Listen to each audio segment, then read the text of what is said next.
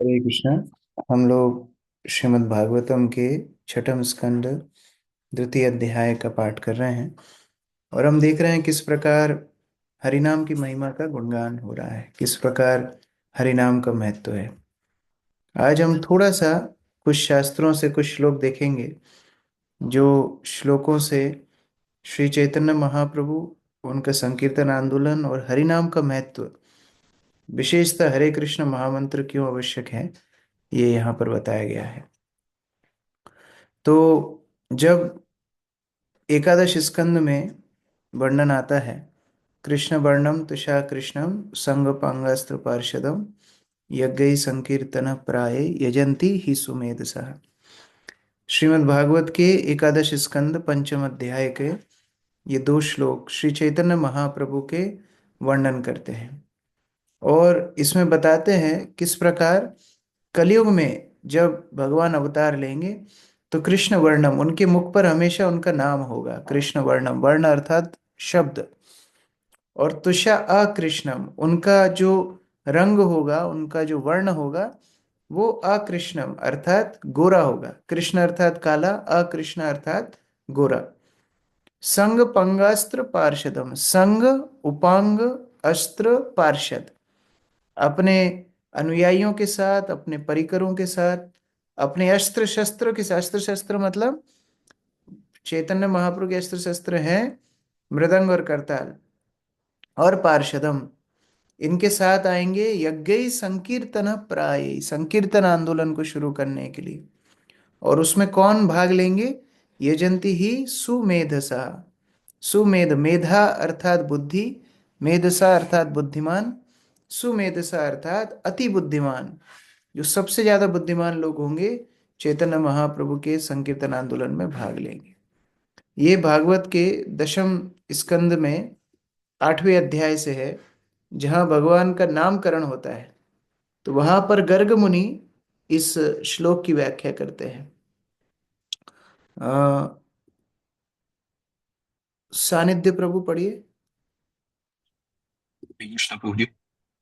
श्री कृष्ण चंद्र के नामकरण के समय में श्री नंद महाराज से श्री गर्गाचार्य कहते हैं, यह तुम्हारा सांवला पुत्र। प्रत्येक युद्ध के नामकरण के समय में ही में श्री नंद महाराज से श्री गर्गाचार्य कहते हैं, यह तुम्हारा सांवला पुत्र प्रत्येक युग में श्री विग्रह धारण करता है।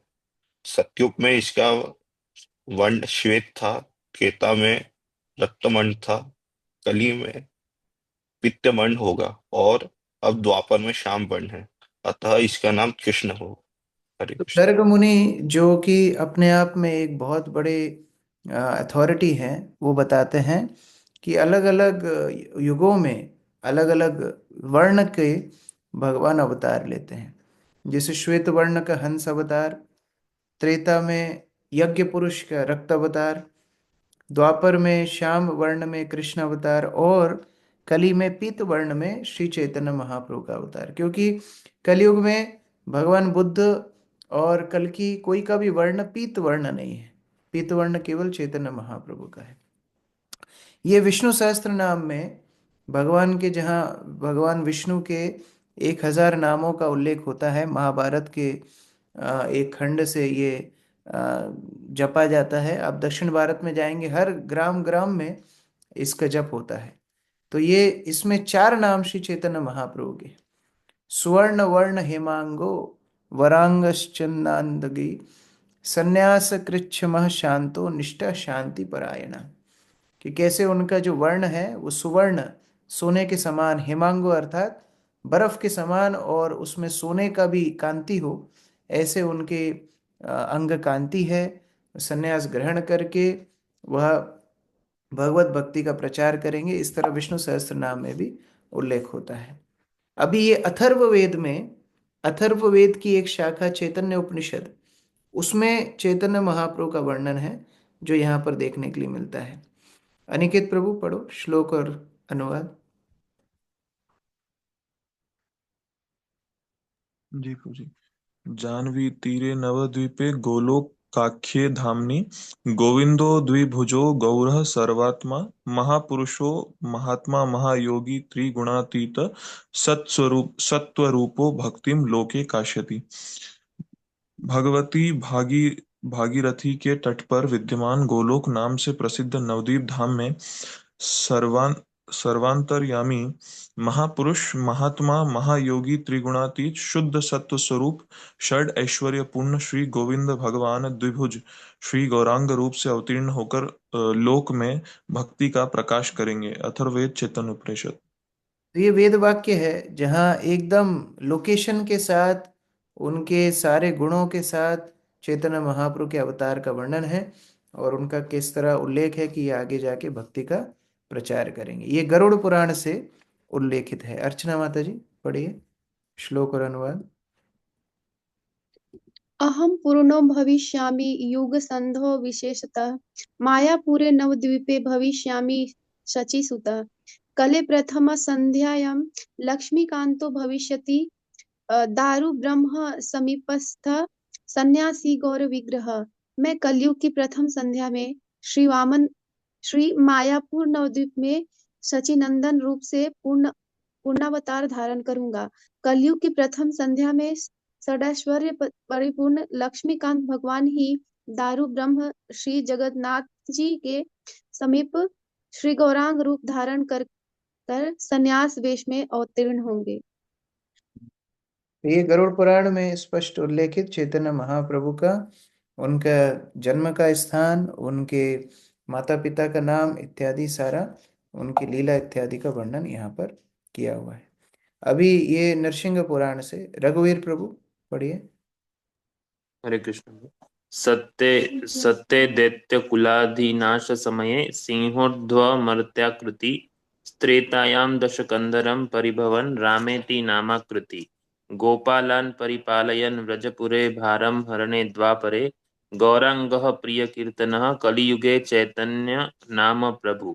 सत्ययुग में जो प्रभु हिरण्यकश्यपु का विनाश करने के समय नृसिंहाकृति से अवतीर्ण हुए, त्रेता युग में रावण का तिरस्कार करते हुए परम मनोहर राम नामक श्री विग्रह से प्रकट हुए, और द्वापर में पृथ्वी का भार उतारने के लिए ग्वाल बालों की रक्षा करते हुए त्रिभुवन मोहन रूप में श्री ब्रजधाम में विराजे, वे ही प्रभु कलयुग में संकीर्तन प्रिय श्री गौरांग देव श्री कृष्ण चैतन्य नाम से विख्यात होंगे। नरसिंह पुराण।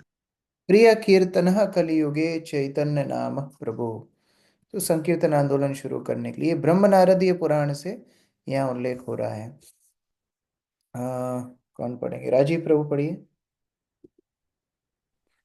अहमेय कलो विप्र नित्यं प्रसन्ना विग्रह भगवद्भक्त रूपेण लोकान् रक्षामि सर्वदा। दिविजा भुवि जायध्वं भक्ति रूपिणः कलौ संकीर्तन आरंभे भविष्यामि शचीसुतः। हे विप्रवर, कलयुग में मैं अपने स्वाभाविक श्यामल विग्रह को श्रीमती राधिका जी के भाव एवं कांति से आच्छादित कर भक्त रूप से श्री हरिनाम रूप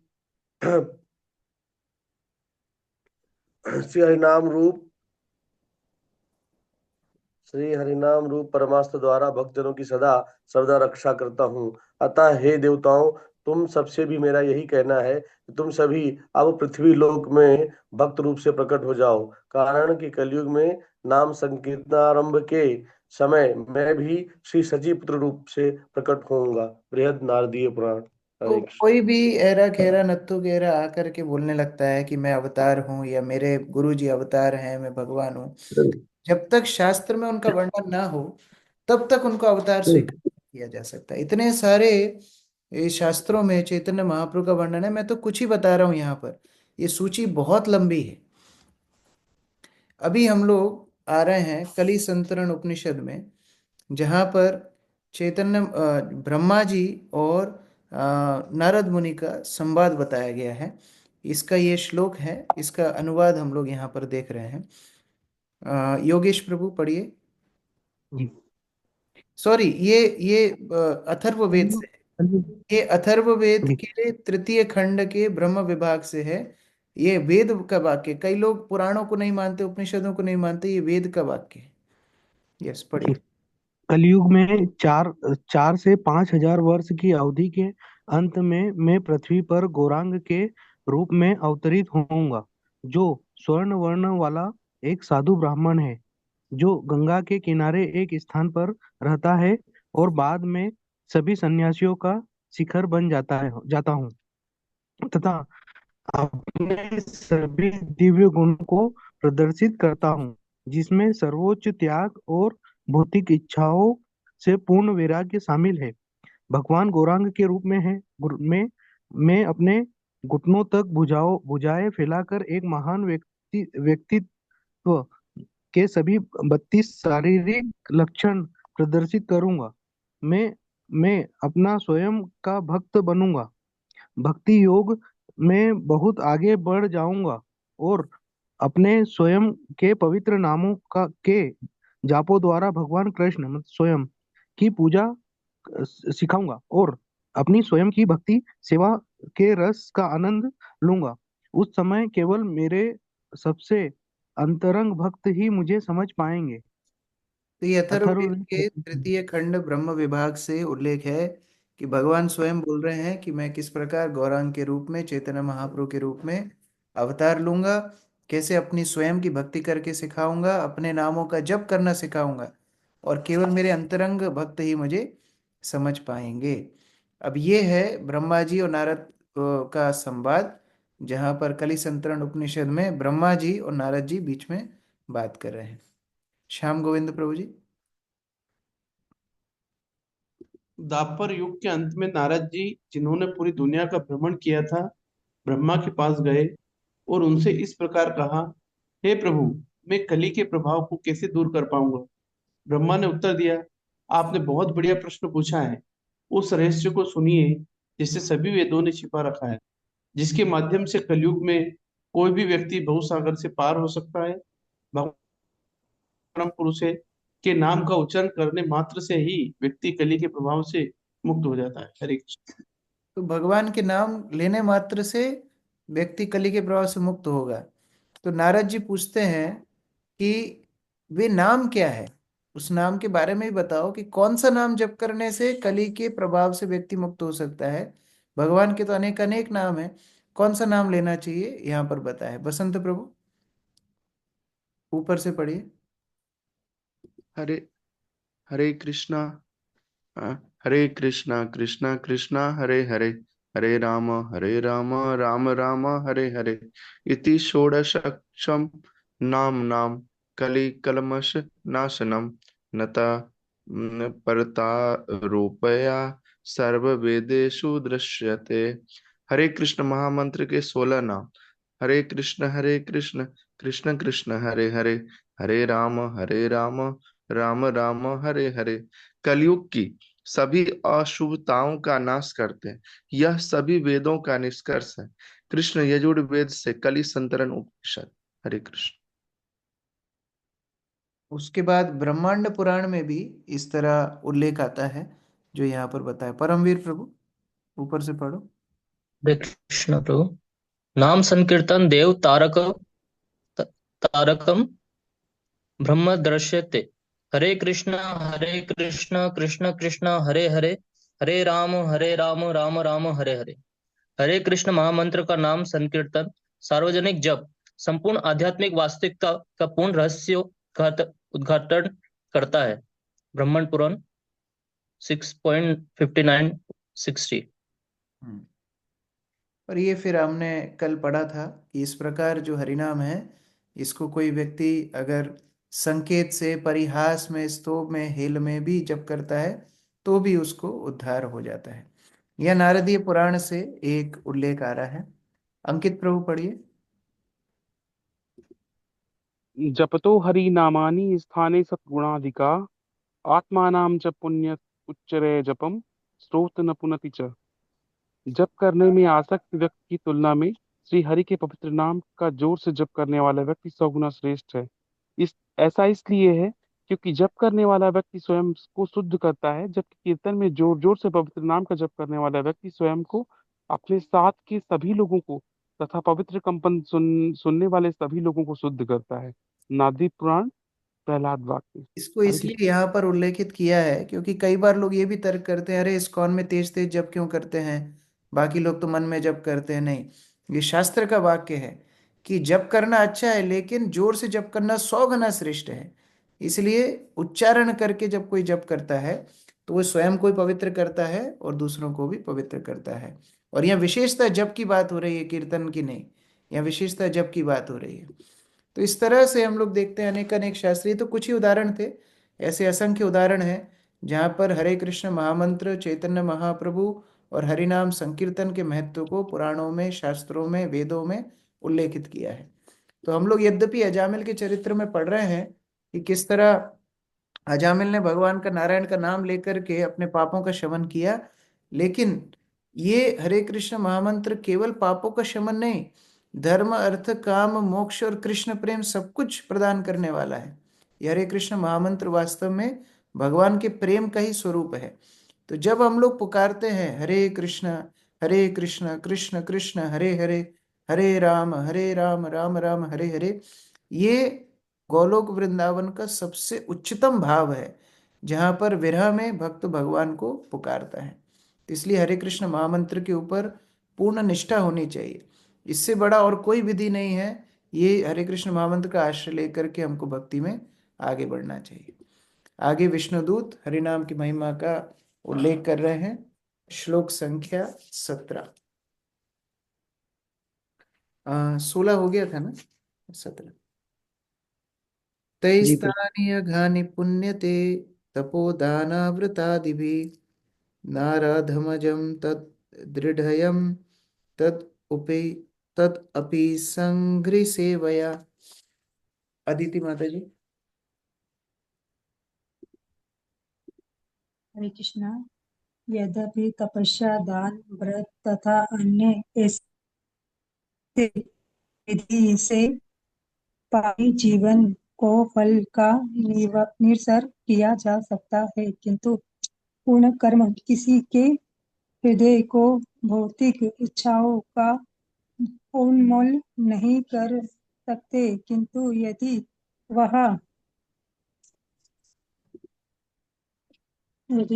श्री भगवान के चरण कमल की सेवा करता है तो वह तुरंत ही इस सारे कल्मशों से मुक्त कर दिया जाता है। हरे कृष्ण। तो यदि कोई भी अन्य क्रिया हो, तपस्या, दान, व्रत इत्यादि जो कुछ भी हो सकता है कि इस जीवन के थोड़े बहुत पापों का निरस्त कर दे, थोड़े बहुत पापों को वो शुद्ध कर दे।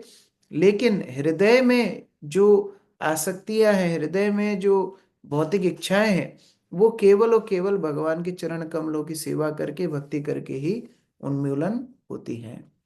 आशा माता जी। तात्पर्य, जैसा कि श्रीमद् भागवतम में कहा गया है, भक्ति परेशानुभव विरक्ति अन्यत्र च। भक्ति इतनी प्रबल होती है कि भक्ति संपन्न करने वाला तुरंत ही सभी पाप इच्छाओं से मुक्त हो जाता है। इस भौतिक जगत में सारी इच्छाएं पाप में है, क्योंकि भौतिक इच्छा का अर्थ ही है इंद्रिय तृप्ति, जिसमें ऐसा कर्म निहित होता है जो न्यून अधिक पाप में होता है। किंतु शुद्ध भक्ति तो अन्याभिलाषिता शून्य होती है। दूसरे शब्दों में यह उन भौतिक इच्छाओं से मुक्त होती है जो कर्म तथा ज्ञान में प्रतिफलित होती है।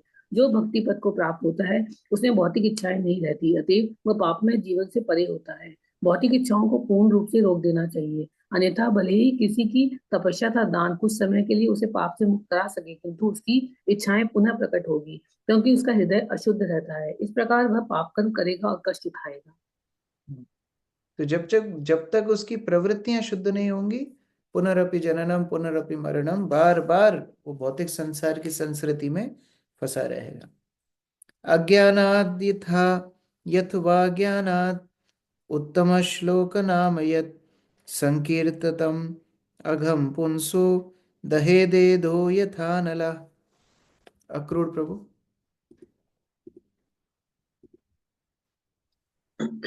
जिस प्रकार अग्नि सूखी घास को जलाकर राख कर देती है, उसी प्रकार भगवान नाम, चाहे वह जाने अनजाने में उच्चारण किया गया हो, मनुष्य के पाप कर्मों के सभी फलों को निश्चित रूप से जलाकर राख कर देता है। हरे कृष्ण। इस प्रकार हरिनाम के अंदर जो शक्ति है, हरिनाम संकीर्तन के अंदर शक्ति है, कितना ही बड़ा घास का पहाड़ हो, एक चिंगारी काफी। उसी तरह हरिनाम संकीर्तन सारे समुचित पाप कर्म इत्यादि बीज कूट फलोन्मुख जितने अप्रारब्ध प्रारब्ध जितने कर्म है सबको शमन कर देता है, जला करके राख कर देता है। ये हरिनाम संकीर्तन का महत्व है।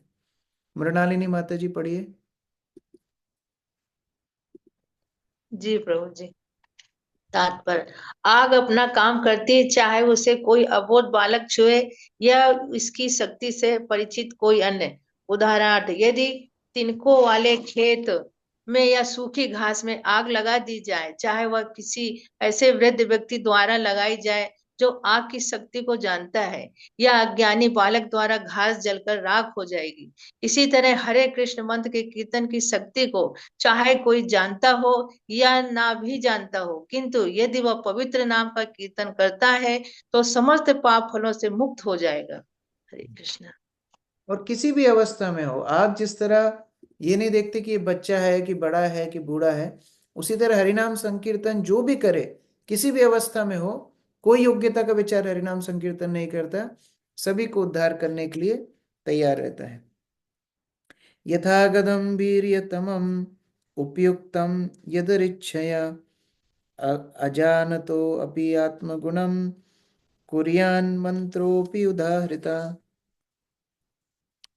अनीता साहू माता जी।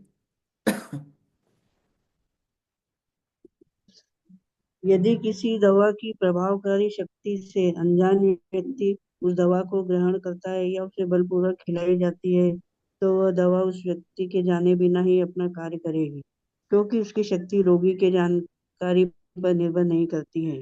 इसी तरह भगवान नाम के कीर्तन के महत्व को न जानते हुए भी यदि कोई व्यक्ति जाने अनजाने में उसका कीर्तन करता है, तो वह कीर्तन अत्यंत लाभकारी प्रभावकारी होगा। हरे कृष्ण। दवाई व्यक्ति स्वेच्छा से खाए, चाहे उसको कोई जबरदस्ती खिलाए, दवाई तो अपना काम करेगी। उसी तरह से हरिनाम संकीर्तन चाहे कोई व्यक्ति अपनी इच्छा से करे, चाहे कोई बलवत करवा दे, तो भी हरिनाम संकीर्तन उस पर प्रभावशाली रहेगा ही रहेगा। प्रफुल्ल प्रभु। पाश्चात्य देशों में जहां हरे कृष्ण आंदोलन विस्तार कर रहा है, विद्वान पंडित तथा अन्य विचारवान व्यक्ति इसकी प्रभावोत्पादकता का अनुभव कर रहे हैं। उदाहरणार्थ, एक विद्वान पंडित डॉक्टर जे स्टिल्सन जुडाह इस आंदोलन के प्रति अत्यधिक आकृष्ट हुए हैं, क्योंकि उन्होंने वस्तुतः यह देखा है कि नशीली दवाओं के व्यसनी हिप्पियों को यह शुद्ध वैष्णव में बदल रहा है और वे स्वेच्छा से भगवान श्री कृष्ण तथा मानवता के सेवक बन रहे हैं। यहाँ तक कि कुछ वर्ष पूर्व ऐसे हिप्पी हरे कृष्ण मंत्र को जानते तक न थे, किंतु अब उसका कीर्तन करके शुद्ध वैष्णव बन रहे हैं। इस प्रकार वे समस्त पाप कर्मों यथा अवैध मैथुन, नशा, मांसाहार तथा जुआ खेलने से मुक्त हो रहे हैं। हरे कृष्ण आंदोलन के प्रभाव उत्पादकता का व्यवहारिक प्रमाण है। इसका समर्थन इस श्लोक में हुआ है। कोई व्यक्ति हरे कृष्ण मंत्र के कीर्तन के महत्व को जाने या न जाने, किंतु यदि वह किसी भी प्रकार से उसका कीर्तन करता है तो वह तुरंत शुद्ध हो जाएगा। जिस प्रकार प्रभावकारी दवा खाने पर रोगी को उसके प्रभाव का अनुभव हो जाएगा, चाहे वह उस दवा को जानकर ले या अनजाने में ले। क्योंकि यमदूत बोल सकते हैं कि अरे आप क्यों बार बार इसके हरिनाम की महिमा बता रहे हो, वो तो हमको पता है। लेकिन अजामिल ने थोड़ी हरिनाम लिया था, वो तो अपने बच्चे को बुला रहा था। तो विष्णुदूत बता रहे हैं कि भाई व्यक्ति जाने में ले अनजाने में ले, किसी भी स्थिति में ले, हरिनाम अपनी शक्ति दिखाएगा। और शिला प्रभुपाद उदाहरण में बता रहे हैं कि अरे अजामिल की क्या बात करते हो, हम तो इस्कॉन में ही देख रहे हैं कैसे कैसे लोग आते हैं और सारी गंदी आदतें सब कुछ छूट जाती हैं हरिनाम की शक्ति से। तो ये हरिनाम का प्रभाव है। इसलिए जब हम लोग प्रचार करते हैं, ज्यादा नियमों को ना बताते हुए हरिनाम की आसक्ति अगर व्यक्ति को हो जाए, अपने आप सारी गंदी आदतें उसकी छूट जाएंगी। और हमारे स्वयं के जीवन में भी बहुत सारी दिक्कतें आ सकती हैं, बहुत सारे अनर्थ हो सकते हैं, बहुत सारी समस्याएं हो सकती हैं। लेकिन अगर हम केवल अपने हरिनाम का जप अच्छे से करें, अगर उसको हम लोग सुधारें, सुबह जल्दी उठ करके नहा धो करके हरिनाम का जप अच्छे से करने की कोशिश करें, आप देखेंगे सारी समस्याएं अपने आप समाधान होती चली जाएंगी। क्योंकि हरिनाम सबसे उच्चतम क्रिया है, सबसे उच्चतम दवाई है। विष्णुदूत अपनी वार्ता यहाँ पर समाप्त करते हैं। सुखदेव गोस्वामी आगे बोल रहे हैं। श्री शुक उवाच त एवं सुविनिर्णीय धर्मं भागवतं नृप तम याम्य पाशन निर्मुच्य विप्रम मृत्योरमो मुचन। महारानी माता जी। श्रील सुखदेव गोस्वामी ने आगे कहा, हे राजन, तर्क तथा प्रमाण द्वारा भक्ति के सिद्धांतों की पूरी तरह से निर्णय कर चुकने के बाद श्री विष्णु के दूतों ने अजामिल को यमदूतों के पास से छुड़ा दिया और उससे आसन्न मृत्यु से बचा लिया। तो इतना अभी जो विष्णु दूतों ने प्रवचन दिया उसके बाद तो यमदूत कुछ कर ही नहीं सकते थे। यमदूतों के पास से अजामिल को मुक्त करा दिया। इति प्रत्युदिता यम्या दूता यत्वा यमान्तिकम् यमराज्ञे यथा सर्वम् आचक्षुर अरिंदमा। वेदांत प्रभु।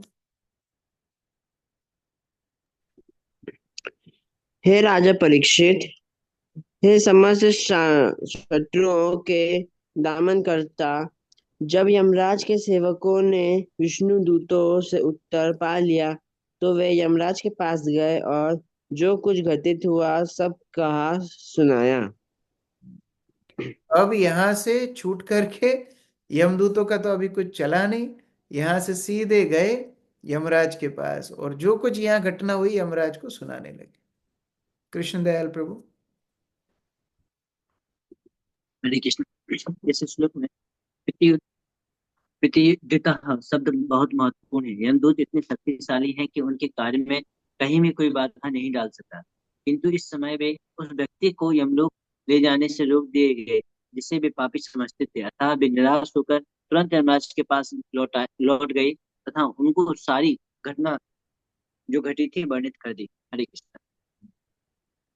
अब यहाँ पर क्या हुआ, यहाँ पर देखते हैं। द्विजपाशाद विनिर्मुक्तो गताभि प्रकृतिम गतः ववंदे शिरसा विष्णु किंकरान दर्शनोत्सव। मोनिका माता जी।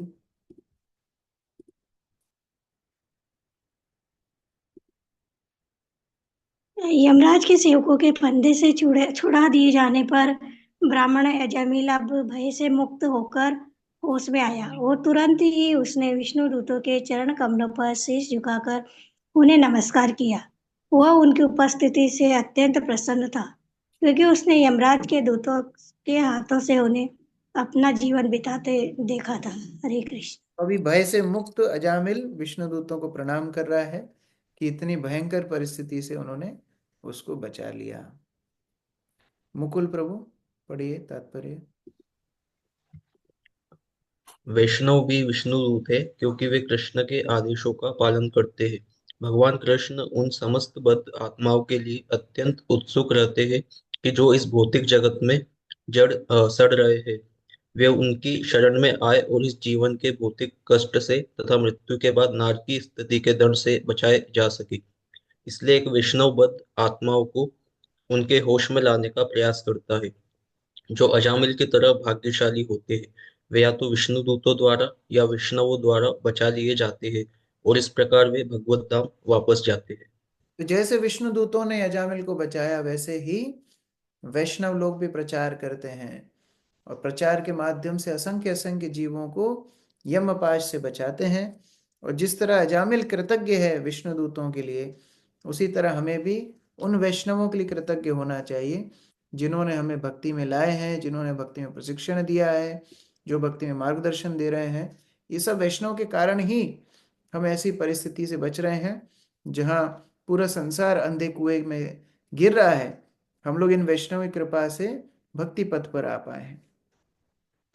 तम विवक्षुम अभिप्रेत्य महापुरुष किंकरा सहसः पश्यतस्तस्य तत्र तत्राधिरे नघा। हंसराज प्रभु।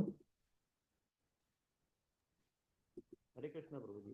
हे निष्पाप महाराज परीक्षित, पूर्ण पुरुषोत्तम भगवान विष्णु दूतों ने देखा कि अजामिल कुछ कहना चाह रहा था, अतः वे सहसा उसके समक्ष से अंतर्ध्यान हो गए।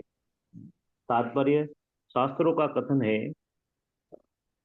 पापिष्ठा ये दुराचारा देव ब्रह्मणानिंदका अप्यथ्य भोजना नास्तिश अकाले मरण ध्रुवम।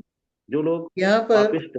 हम देख रहे हैं कि अजामिल अपने भय से मुक्त हुआ और विष्णु दूतों को कुछ तो बोलना चाहता था, लेकिन जैसे ही बोलने के लिए तैयार हो रहा है, विष्णुदूत वहां से चले गए। क्यों चले गए, तात्पर्य में प्रभुपाद बता रहे हैं। जय माता जी, पढ़िए। तात्पर्य पापिष्ठा ये दुराचारा देव ब्राह्मण निंदिका अपथ्य भोजनास्तेषाम अकाले मरणम ध्रुवम। जो लोग पापिष्ठ अर्थात अत्यंत पापी होते हैं तथा दुराचार अर्थात गंदी आदतों वाले अथवा दुराचारी होते हैं, जो ईश्वर के अस्तित्व के विरुद्ध हैं, जो वैष्णवों तथा ब्राह्मणों का अनादर करते हैं और जो कुछ भी तथा सब कुछ खाते हैं, उनकी आसी में एक मृत्यु निश्चित है। कहा जाता है कि कलयुग में मनुष्य की अधिकतम आयु 100 वर्षों की होगी, किंतु ज्यो ज्यो लोग अधम होते जाते हैं उनकी आयु घटती जाती है। प्राणे अल्पायुषु। चूंकि अब अजामिल सारे पाप फलों से मुक्त था, इसकी आयु बढ़ा दी गई थी, यद्यपि उसे तुरंत मरना था। जब विष्णुदूतों ने देखा कि अजामिल उनसे कुछ कहना चाह रहा है, तो वे उसे परम भगवान का गुणगान करने का अवसर देने के उद्देश्य से अंतर ध्यान हो गए। चूंकि उसके सारे पाप फल नष्ट हो चुके थे, अतः अब वह परम भगवान की महिमा का गायन करने हेतु तत्पर था। वास्तव में जब तक कोई सारे पाप कर्मों से पूर्ण रूप से मुक्त नहीं हो जाता, वह श्री भगवान का महिमा गायन नहीं कर सकता। इसकी पुष्टि स्वयं भगवान श्री कृष्ण ने भगवत गीता में की है। येषां त्वन्तगतं पापम ज्ञानानां पुण्यकर्मणां ते द्वंद्व मोह निर्मुक्ता भजन्ते माम दृढ़व्रता। जिन मनुष्यों ने पूर्व जन्मों में तथा इस जन्म में पुण्य कर्म किए हैं और जिनके पाप कर्मों का पूर्णतया उच्छेदन हो चुका है और जो मोह के द्वंद्वों से मुक्त हो जाते हैं, वे संकल्प पूर्वक मेरी सेवा में तत्पर रहते हैं। विष्णु दूतों ने अजामिल को भक्ति से अवगत कराया, जिससे वह तुरंत भगवत धाम वापस जाने के योग्य बन सके। श्री भगवान का गुणगान करने हेतु उसकी उत्सुकता बढ़ाने के उद्देश्य से वे अंतर ध्यान हो गए, जिससे उनकी अनुपस्थिति में वह वियोग का अनुभव कर सके। वियोग अवस्था में श्री भगवान का गुणगान अति तीव्र हो जाता है।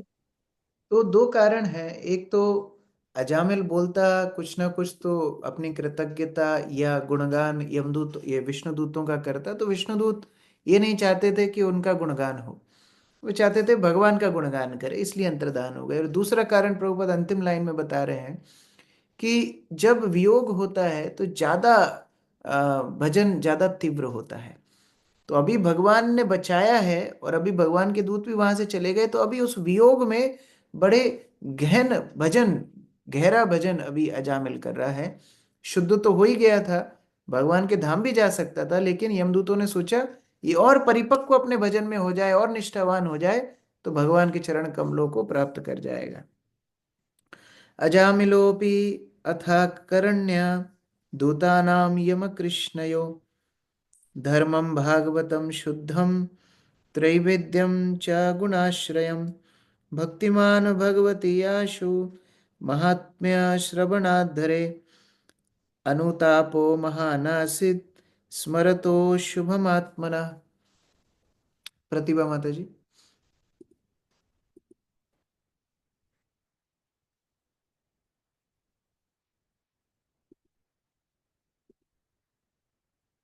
हरे कृष्ण प्रभु जी, दंडवत प्रणाम। यमदूतों तथा विष्णु दूतों के बीच हुए वार्तालापों को सुनकर अजामिल उस धार्मिक सिद्धांतों को समझ सका जो भौतिक प्रकृति के तीन गुणों के अधीन कार्य करते हैं। ये सिद्धांत तीन वेदों में उल्लिखित है। वह उन दिव्य धार्मिक सिद्धांतों को भी समझ सका जो भौतिक प्रकृति के गुणों से ऊपर है और जो जीव तथा पूर्ण पुरुषोत्तम भगवान के बीच के संबंध से संबंधित है। इतना ही नहीं है, अजामिल ने पूर्ण पुरुषोत्तम भगवान के नाम तथा गुणों का लीलाओं के गुणगान को सुना। इस प्रकार वह पूर्ण रूप से शुद्ध भक्त बन गया। तब उसे अपने विगल पाप कर्मों का स्मरण हुआ और उसे आध्यात्मिक पछतावा हुआ कि उसने ये पाप क्यों किया है। हरे कृष्णा। तो ये जो दोनों का संवाद सुन करके धर्म अधर्म के बीच में पार्थक्यता और भगवान के गुण रूप लीला, उनके नाम कीर्तन की महिमा श्रवण करके अजामिल को अपने सारे पापों का बोध हुआ, गलतियों का बोध हुआ और आगे अब किस तरह भक्ति करना है उस तरह प्रेरणा अजामिल प्राप्त कर रहे हैं। अर्जुन प्रभु। तात्पर्य श्रीमद् भगवद गीता में भगवान श्री कृष्ण ने अर्जुन से कहा, त्रैगुण्य विषया वेदा निस्त्रैगुण्यो भवार्जुन निर्द्वंदो नित्य सत्वस्थो निर्योगक्षेम आत्मवान। वेदों में मुख्यतः प्रकृति के 3 गुणों का वर्णन हुआ है। हे अर्जुन, इन तीनों गुणों से ऊपर उठो। समस्त द्वैतों, हानि लाभ तथा सुरक्षा की सारी चिंताओं से मुक्त होकर आत्मपरायण बनो। वैदिक सिद्धांत निश्चय ही आध्यात्मिक पद तक ऊपर उठने हेतु क्रमिक विधि की स्तुति करते हैं, किंतु यदि कोई वैदिक सिद्धांतों में ही आसक्त रहता है तो उसके लिए आध्यात्मिक जीवन तक ऊपर उठ पाने की कोई संभावना नहीं रहती। इसलिए भगवान श्री कृष्ण अर्जुन को भक्ति करने की सलाह देते हैं, क्योंकि दिव्य धर्म की सही यही विधि है। भक्ति के दिव्य पद की पुष्टि श्रीमद् भागवतम में भी की गई है। सवे पुंसां परो धर्मो यतो भक्तिर अधोक्षजे। भक्ति परो धर्म अर्थात दिव्य धर्म है। यह कोई भौतिक धर्म नहीं है। सामान्यतः लोग यही सोचते हैं कि धर्म का पालन भौतिक लाभ के लिए करना चाहिए। यह उन लोगों के लिए उपयुक्त हो सकता है जो भौतिक जीवन में रुचि रखते हैं, किंतु जो आध्यात्मिक जीवन में रुचि रखता हो उसे परो धर्म अर्थात उस धर्म के प्रति अनुरक्त होना चाहिए जिससे मनुष्य परम भगवान का भक्त बनता है। यतो भक्तिर अधोक्षजे। भागवत धर्म यह शिक्षा देता है कि श्री भगवान तथा जीवों में सनातन है और जीव का यह कर्तव्य है कि वह श्री भगवान की शरण ग्रहण करे। जब कोई व्यक्ति भक्ति के पद पर स्थित होता है तो वह सारे अवरोधों से मुक्त हो जाता है और पूर्ण तुष्ट हो जाता है। अहेतुकी अप्रतिहता ययात्म सुप्रसिद्धति। उस पद तक ऊपर उठकर अजामिल अपने विगत भौतिकवादी कार्यों के लिए पश्चाताप करने लगा तथा पूर्ण पुरुषोत्तम के नाम यश रूप तथा लीलाओं का गुणगान करने लगा। इस प्रकार अपने जीवन के उद्देश्य को समझा कि किस तरह सावै पुंसः परो धर्म यदो भक्तिर अधोक्षजे। किसी भी मनुष्य के लिए, किसी भी जीवात्मा के लिए सर्वोच्च धर्म है भगवान की अहेतुकी अप्रतिहता भक्ति करना। अजामिल को साक्षात्कार हुआ। अगले श्लोक से अजामिल का साक्षात्कार का वर्णन है, किस प्रकार वो विलाप करता है पूर्व कर्मों के लिए और आगे भक्ति के लिए प्रेरणा प्राप्त करता है। हरे कृष्ण। ग्रंथराज श्रीमद् भागवतम की जय, श्री प्रभुपाद की जय। किसी का कोई प्रश्न है? Any question? यस, रितु माता जी। हरे कृष्णा प्रभु जी, दंडवत प्रणाम। प्रभु जी, मैं ये पूछना चाह रही थी, जैसे सुबह हम मंगला आरती करते हैं और साथ में तुलसी महारानी की आरती करते हैं, तो शाम को मैं तुलसी महारानी की आरती प्रभु जी हमेशा 6, 6:15 बजे करती हूँ, तो वो ठीक है क्या? या मंदिर में कई बार जाते हैं शाम को तो उस टाइम 4, 4:30 बजे होती है शायद, तो मेरे को उसका एग्जैक्ट पूछना ये था कि आरती किस टाइम करना है। सामान्यतः गौर आरती के पहले ही होती है, तो हाँ करना ठीक है, शाम को भी कर सकते हैं, कोई दिक्कत नहीं। प्रभु जी, वो सूरज का ऐसा तो कुछ नहीं है ना कि सूर्योदय सूरज अस्त होने से पहले पहले करना होता है, कि बाद में हाँ, करती हूँ मैं तो? सूर्यास्त के पहले करते हैं या संध्या के समय, हाँ, सूर्यास्त के संध्या बाद के नहीं। समय। ठीक है केवल प्रभु तुलसी जी, ठीक महारानी, है प्रभु जी। भगवान की आरती तो शयन आरती भी होती है सूर्यास्त के बाद। अनुपमा जी माता जी। ठीक। हरे कृष्णा प्रभु जी, धन्यवाद प्रणाम। प्रभु जी, जैसे अभी आपने बताया कि कोई हरि नाम का नाम गलती से भी ले लेता है या जबरदस्ती ले लेता है या कोई अश्रद्धालु व्यक्ति ले लेता है तो उसका उद्धार हो जाता है। बट हम जो 10 अपराध हैं उसमें ये पढ़ते हैं कि अश्रद्धालु व्यक्तियों को हरि नाम की महिमा का उपदेश देना। तो हाँ, हम इस चीज को कैसे समझें? तो उसमें दो अंतर हैं। एक तो अश्रद्धालु है जिसको हरिनाम पे श्रद्धा नहीं है लेकिन बोल रहा है, या तो कोई बच्चे का नाम या परिवार के नाम या कोई स्थान के नाम के माध्यम से बोल रहा है। लेकिन एक अश्रद्धालु वो है जो निंदा कर रहा है। तो जो निंदा करेगा उसको हरिनाम काम नहीं करेगा, वो फिर अपराध में काउंट हो जाएगा। तो इसलिए जो वहां बताया अश्रद्धालु व्यक्ति मतलब ईर्ष्यालु व्यक्ति, आप हरिनाम की महिमा का प्रचार कर रहे हैं, वो निंदा कर रहा है, तो फिर ऐसे व्यक्ति को हरिनाम की महिमा नहीं बताना चाहिए। ठीक है। ओके प्रभु जी, थैंक और इसमें कई वैष्णव ये भी बताते हैं, कई डिवोटीज ये भी बताते हैं कि आप हरिनाम उच्चारण कर सकते हो, हरिनाम संकीर्तन कर सकते हो, महिमा नहीं बताना। क्योंकि महिमा बताएंगे फिर वो बोलेगा अरे ऐसा थोड़ी होता है, नाम से बड़ा भी तो कितनी चीजें हैं, तो फिर उनको अपराध लगेगा। लेकिन हरिनाम संकीर्तन हम सड़क पे कर रहे हैं, कई लोग सुन रहे हैं, सबको फायदा मिलेगा, चाहे श्रद्धा हो श्रद्धा नहीं हो, जो कुछ भी हो, उनको फायदा मिलेगा। ठीक है प्रभु, थैंक यू। आरती माता जी। हरे कृष्ण प्रभु जी, धन्यवाद प्रणाम। प्रभु जी कल मैं सुन रही थी सेकंड कैंटो के चैप्टर 9 में भगवान श्री कृष्ण ने मतलब ब्रह्मा जी को दर्शन दिए नारायण के चतुर्भुज अवतार ने। तो मुझे ऐसा प्रश्न आया कि मतलब चतुर्भुज रूप में कृष्ण रूप में क्यों नहीं दर्शन दिया ये रूप ओरिजिनल? बहुत दुर्लभ है। ये रूप जो भगवान का है ये भगवान के अंतरंग भक्तों के लिए है। अर्जुन को भी भगवान ने पहले विराट रूप दिखाया, फिर चतुर्भुज रूप दिखाया। जब अर्जुन ने बोला नहीं नहीं मुझे तो वही श्याम सुंदर रूप देखना है, तब भगवान ने उनको दोबारा से श्याम सुंदर रूप दिखाया। इसी तरह देवकी वसुदेव के सामने भगवान चतुर्भुज रूप में प्रकट हुए। राम अवतार में कौशल्या के सामने चतुर्भुज रूप में प्रकट हुए। जब उन्होंने प्रार्थना की कि नहीं भगवान हमको तो आपका द्विभुज रूप ही देखना है, तब जाकर के भगवान ने उनको अपना जो ओरिजिनल रूप है द्विभुज रूप उन्होंने दिखाया। नहीं तो सबको वो दर्शन नहीं कर होता है। सबको चतुर्भुज रूप का ही, जैसे योगी जन भगवान का ध्यान करते हैं चतुर्भुज रूप का ही दर्शन होता है। लेकिन जब एकदम प्रगाढ़ प्रेम होगा तब भगवान अपना अंतरंग दर्शन देते हैं। ध्रुव महाराज को भी चतुर्भुज दर्शन ही हुआ। सबको सामान्य वो कॉमन कैटेगरी चतुर्भुज ही है। लेकिन जब एकदम प्रगाढ़ प्रेम होगा, ब्रज के प्रति आसक्ति होगी, तभी भगवान का द्विभुज रूप का दर्शन होता है। थैंक यू जी। और प्रभु जी आप बताए जैसे चारों युग के 4 धर्म है, तो द्वापर युग में अर्च विग्रह आता है। तो द्वापर युग में तो स्वयं भगवान थे, श्री कृष्ण भगवान थे, तो उनके ही विग्रह की अर्च सेवा, अर्च विग्रह सेवा कैसे होती थी? हाँ, नारायण रूप में होती थी। विशेषतः नारायण रूप में, शालिग्राम रूप में, इस रूप में होती थी। तो सभी भक्त लोग उनकी विग्रह बना करके या तो नारायण स्वरूप या शालिग्राम उनकी पूजा किया करते थे उस तरह।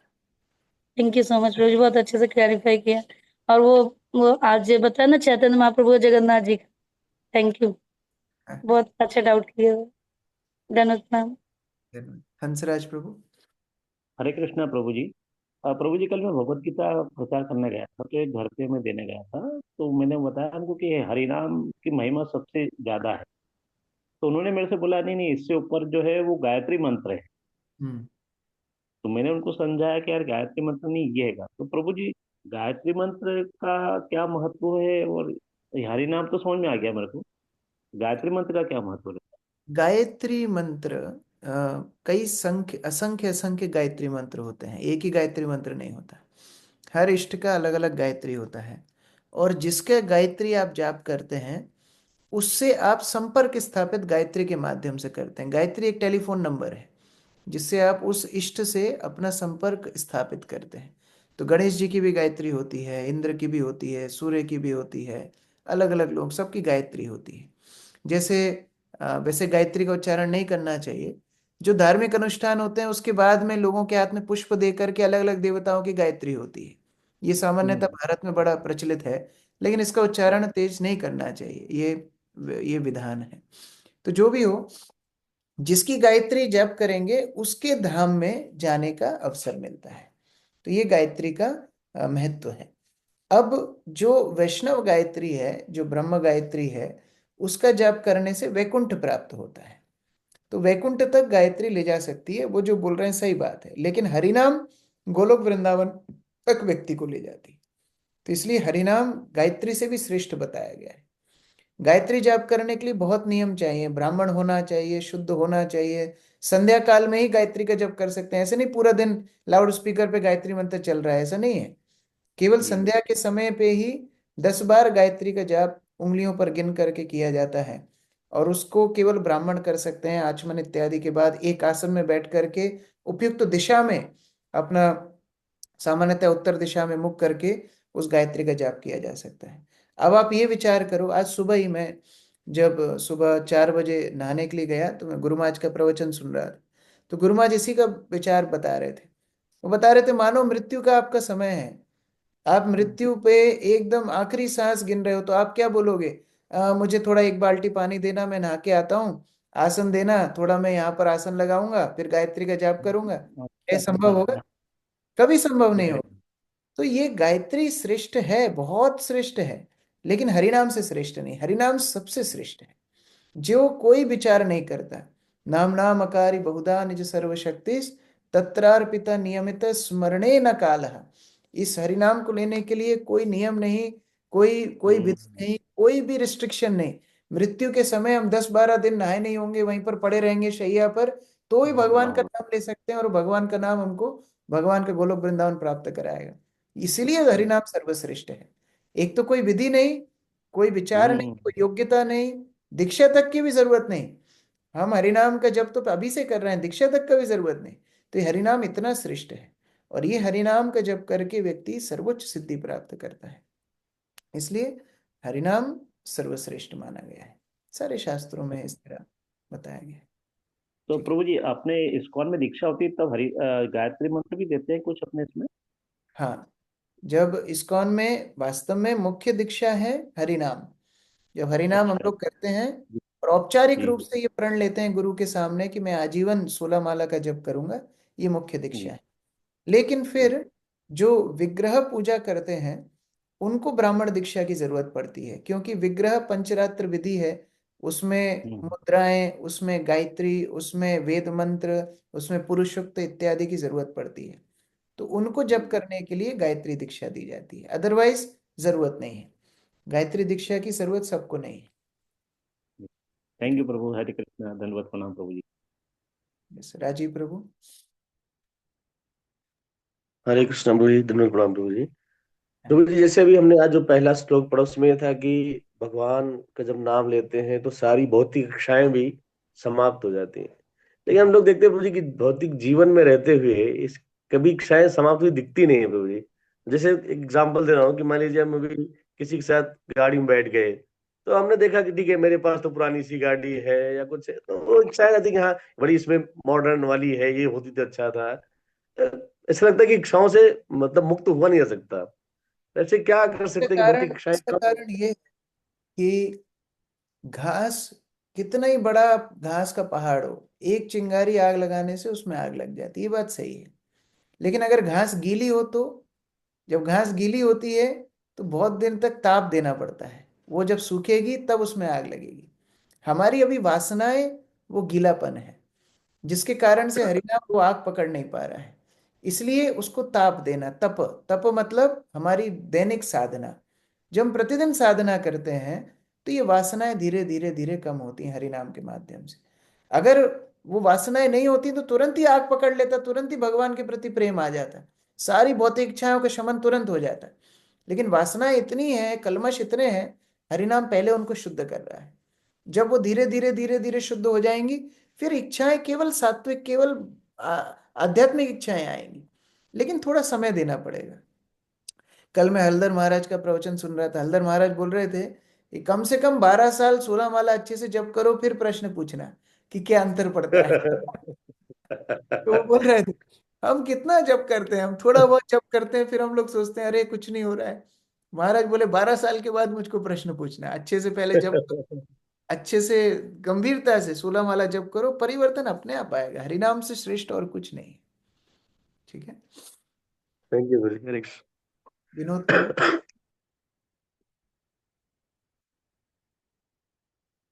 विनोद पटेल प्रभु। हाँ, हरे कृष्णा, दंडवत प्रणाम प्रभु जी। हरे कृष्णा। हाँ बताइए। आवाज आ रही?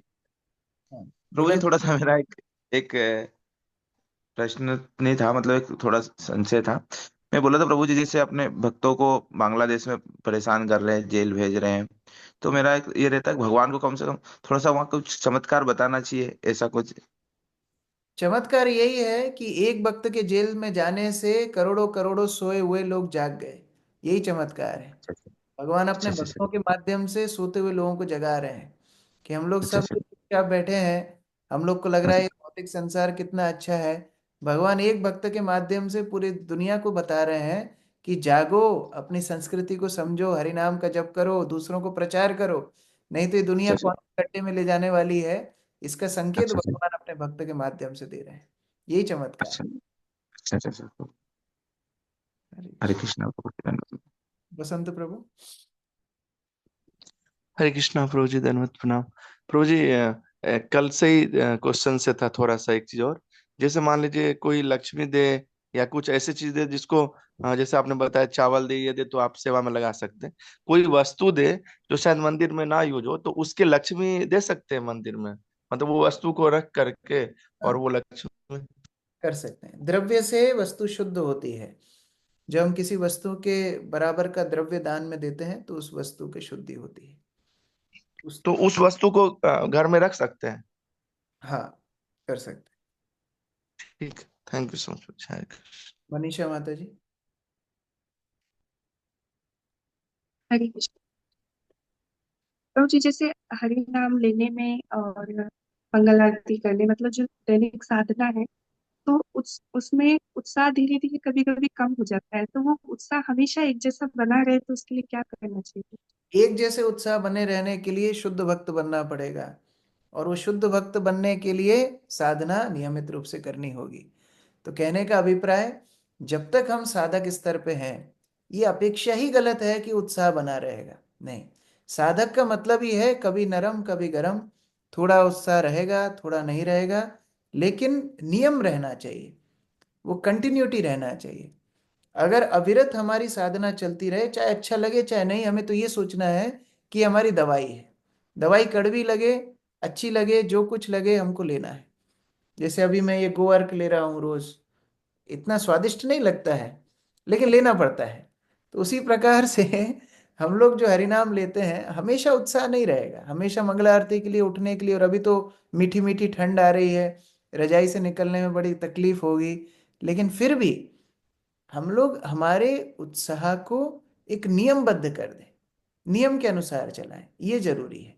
हो सकता है उत्साह हमारा आनंद से ना हो लेकिन नियम से हो, कि नहीं उठना ही है, नहाना ही है, जब तो करना ही है, अच्छा लगे चाहे नहीं लगे। और धीरे धीरे धीरे जब साधना परिपक्व होगी, अपने आप उसमें मधुरता आने लगेगी। फिर आप एकदम प्रेम के कारण उत्साह के कारण उसको पालन करेंगे। लेकिन बद्ध अवस्था में अपेक्षा नहीं करनी चाहिए, वो तो नियम के अनुसार करना है तो करना है बस। ठीक है। जी, थैंक यू सो मच। आकर्षणी माता जी। अच्छा, कृष्ण दयाल प्रभु अलग से प्रश्न है क्या? जी प्रभु। ओके, ठीक है। अब कृष्ण आकर्षणी माता जी के बाद। हरे कृष्ण प्रभु जी, दंडवत करना। प्रभु जी मुझे ये चाहिए था, अध्याय स्कंद 1 से 5 तक रिकॉर्डिंग आपकी इस क्लास की। वो मैंने लेट ज्वाइन किया 5th अध्याय के बीच में, मतलब 5th स्कंद के बीच में ज्वाइन किया। ओके ओके, तो ठीक है, मैं दक्ष प्रभु को बोलूंगा, आपको भेज देंगे। हाँ, हाँ जी प्रभु जी, बहुत ही सुंदर आप समझाते हैं सरल भाषा में, मैंने ऐसे कभी नहीं सुना, तो मुझे वो सुनना है। कृष्ण दयाल प्रभु। हरे कृष्ण प्रभु। तो मैं जो क्वेश्चन ये था कि जो अभी आपने गायत्री का डिफरेंस बताया, तो वो अभी मुझे पहली बार पता चला कि हर एक देवता का गायत्री अलग होता है। पर हम जो गायत्री मंत्र बोलते हैं या जो गायत्री वालों से बात करते हैं या जो लोग बाग गायत्री मंत्र की महिमा बताते हैं, वो तो गायत्री परिवार वाले जो जनरली होते हैं, उनको वो एक जो परसेंट गायत्री। भी शास्त्र का ज्ञान नहीं है। कोई भी ब्राह्मण के पास जाओगे, कर्मकांडी ब्राह्मण तक को पता है कि गायत्री का उच्चारण तेज नहीं करना चाहिए, ये इस्कॉन का नहीं है। आप कोई भी ब्राह्मण के पास जाओगे, जब आहुति देता है सारे मंत्र तेज उच्चारण करता है। गायत्री के समय पर आपने देखा होगा, वो एकदम मन में उच्चारण करेगा, केवल स्वाहा बोलता है। उस टाइम पे ऐसा नहीं उसकी नींद लग गई है, वो गायत्री का जाप कर रहा है। तो उसी तरह से जो कर्मकांडी ब्राह्मण है, एकदम नए बटुआ ब्राह्मण भी हैं, उनको भी ये ज्ञान है, लेकिन गायत्री परिवार को ये ज्ञान नहीं, कि लाउड तो स्पीकर पे गायत्री नहीं चलाना चाहिए। तो ये सेम गायत्री मंत्र है जो हम लोग गायत्री बोलते हैं या जो इस्कॉन में गायत्री मंत्र इस्कॉन है वो में बोलते हैं, या इस्कॉन में 7 गायत्री मंत्र मिलते हैं। दीक्षा के समय 7 गायत्री मंत्र मिलते हैं। एक ब्रह्म गायत्री है, 2 गुरु गायत्री हैं, 2 गौर गायत्री हैं, और 2 श्री कृष्ण के लिए गायत्री है। तो टोटल 7 मंत्र मिलते हैं। आपको जब मिलेगा तब बता देंगे, अभी नहीं बता सकते। नहीं तो वो नहीं, वो मैं ये पूछना, जैसे जो गायत्री मंत्र बोलते हैं ओम भूर्भुवः स्वः शिव करना, ये सेम है या समथिंग डिफरेंट? मैं वही बोल रहा हूँ, जब आपको गायत्री मिलेगा तब बता पाएंगे, अभी नहीं बता जी जी जी। पाएंगे। ओके, करोड़ प्रभु। हरे कृष्णा प्रभु जी, दंडवत प्रणाम। प्रभु जी, अभी जो 18 दिन का जो कोर्स होगा भगवत गीता पर, तो इसमें कोई लिमिटेशन है कि प्रभु जी कितने लोग उसमें प्रतिभागी हो सकते हैं? कितने भी आ सकते हैं, हमारी 500 की आईडी है, 500 भक्त तो एक साथ अटेंड कर ही सकते हैं। अगर 500 से ज़्यादा जाएगा तो हमारे जो रेगुलर डिवोटीज हैं उनको हम रिक्वेस्ट करेंगे यूट्यूब पे देखने के लिए, और जो जी, नए लोग हैं वो लोग फिर जूम पे आ सकते हैं, प्रश्न वगैरह पूछ सकते हैं। प्रभु जी अभी हम स्कूलों में प्रचार कर रहे हैं, बुक डिस्ट्रीब्यूशन कर रहे हैं, तो वहां पर हम उसके लिए भी बता रहे हैं कि आपको एक क्लास भी ज्वाइन कर सकते हैं। मैंने तो अभी लेटेस्ट देखा था तो 300 सवा 300 रजिस्ट्रेशन हुए हैं। तो जी अभी तो प्रभु। बहुत स्कोप है, जितने आ सकते हैं दे आर वेलकम। तो प्रभु जी, अभी तो देवास से 100+ हो जाएंगे। ठीक है, कोई दिक्कत। ठीक है, थैंक यू, हरे कृष्ण। अगर ज्यादा रजिस्ट्रेशन होंगे तो हम लोग फिर 1000 वाली आईडी भी यूज कर सकते हैं। सॉरी प्रभु जी, ये किस बारे में बात हो रही है? माता जी, हम लोग जो भगवत गीता की डिस्ट्रीब्यूशन कर रहे हैं तो हम लोग चाहते हैं कि उनको हम कल्टीवेट भी करें। तो अभी उज्जैन में जो स्काई डिवोटीज हजारों गीता तो डिस्ट्रीब्यूट कर रहे हैं 1 to 1। तो सबके फ़ोन नंबर ले रहे हैं और सबको रजिस्ट्रेशन कर रहे हैं। तो हम लोग गीता जयंती के बाद अर्थात 14 दिसंबर से 18 दिन का गीता कोर्स कर रहे हैं ऑनलाइन। तो 18 दिन में 18 चैप्टर का हम समरी उनको पढ़ाएंगे और फिर उसके एग्ज़ाम भी बीच बीच में लेंगे। तो उससे क्या उनको एक सिनॉप्सिस भगवत गीता का मिल जाएगा और फिर वो लोग हमारे रेगुलर प्रोग्राम्स में जुड़ सकते हैं। तो ये उद्देश्य के साथ वो हम लोग कर रहे हैं। ठीक है। हरे कृष्णा प्रभु जी, सॉरी आपको इंटरप्ट कर रही हूँ प्रभु जी। हम भी उसमें मैं चंडीगढ़ से हूँ प्रभु जी, यहाँ से वो क्लास ले सकती हूँ क्या? हाँ, आप लोग आ सकते हैं। शाम को हम लोग 7 बजे करेंगे, तो आप लोग आ सकते हैं पार्टिसिपेट। प्रभु जी उसका लिंक इस ग्रुप में भी डालेंगे क्या? ठीक है, विल शेयर, इसमें भी शेयर करेंगे। थैंक यू सो मच प्रभु जी। आशीष प्रभु।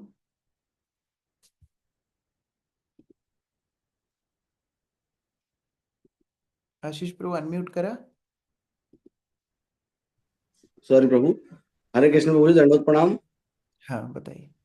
प्रभु जी, हम बुक डिस्ट्रीब्यूशन कर रहे हैं तो उसमें किसी ने राशि देने का बोला है, पर वो 11 बुक की, पर वो चाहते हैं कि इस पैसे से बुक डिस्ट्रीब्यूशन ना हो, क्योंकि अगर कोई बुक लेता है और फिर अगर वो पढ़ता नहीं है और रख लेता है तो वो उसका फिर ब्लेम अपने पे आता है। तो आप इस पैसे को दूसरे काम में ला सकते हैं, पर बुक डिस्ट्रीब्यूशन में ना लेना। तो उसको हम कैसे? उनको बताइए कि देखिए, ये जो शास्त्र हैं ये तो घर में होना ही चाहिए। जब घर में होंगे ही नहीं तो लोग पढ़ेंगे कैसे? आज देखो, व्यक्ति हो सकता है उसका इंटरेस्ट नहीं है, वो किताब ला के रख देगा, बच्चे पढ़ेंगे, आगे जाकर के पोते नाती पढ़ेंगे, कोई तो पढ़ेगा। तो इस तरह एक खजाना है कि घर में अगर आएगा तो ये उद्धार करने ही वाला है। तो ये मत सोचिए कि जैसे मानो माँ बाप हैं, तो माँ बाप से अगर कोई बात नहीं करता तो इसका मतलब ही नहीं माँ बाप को घर से ही बाहर निकाल देगा। उसी तरह गीता अगर कोई पढ़ता नहीं, इसका मतलब नहीं गीता घर में ही नहीं रखना है, नहीं, गीता घर में रहनी ही चाहिए, सबके घर में रहनी चाहिए। अब धीरे धीरे धीरे जैसे जागृत होंगे गीता पढ़ेंगे भी, लेकिन अगर घर में होगी नहीं तो पढ़ने का अवसर कैसे मिलेगा? और विशेषतः श्रील प्रभुपाद की भगवत गीता, ये तो घर में हर घर में होना चाहिए। तो ये हमारा उद्देश्य है, उनको बताएं कि देखो, घर में कई चीजें ऐसी हैं आपकी जो आप इस्तेमाल नहीं करते हो, तो सब चीजें हमको दे दो, उसके बदले में हमको भगवत गीता दे देंगे। ठीक है। ठीक है। हरे कृष्ण। श्रील प्रभुपाद की जय, समवेत भक्तवृंद की जय।